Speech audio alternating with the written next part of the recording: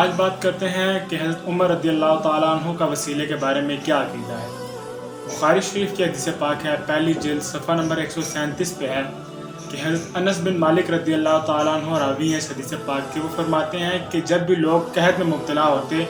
تو حضرت عمر رضی اللہ تعالیٰ عنہ حضور کے چچا حضرت عباس رضی اللہ تعالیٰ عنہ کا وسیلہ پیش کیا کرتے تھے اور کہتے تھے کہ اے اللہ، ہم تیری بارگاہ میں تیرے نبی کو وسیلہ بناتے تھے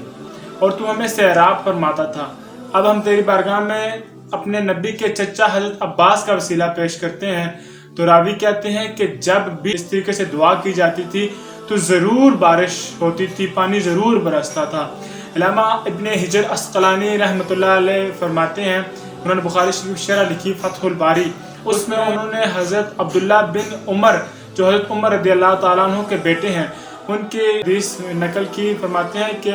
ابن عمر فرماتے ہیں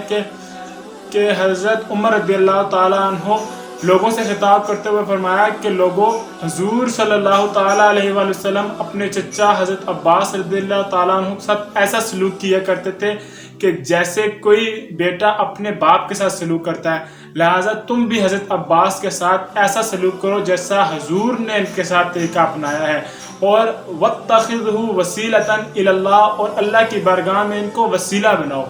اس حدیث پاک سے ہمیں پتہ چلا کہ حضرت عمر رضی اللہ تعالیٰ عنہ کا بھی یہ عقیدہ ہے کہ وسیلہ حضور کو بنانا جائز ہے،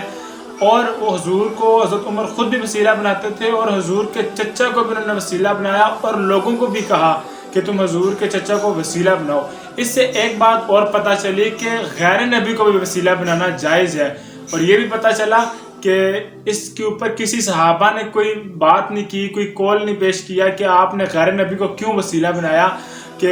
غیر نبی کو وسیلہ بنانے پر صحابہ کا اجماع بھی ثابت ہو گیا کہ غیر نبی کو وسیلہ بنانا، اولیاء کو وسیلہ بنانا جائز ہے۔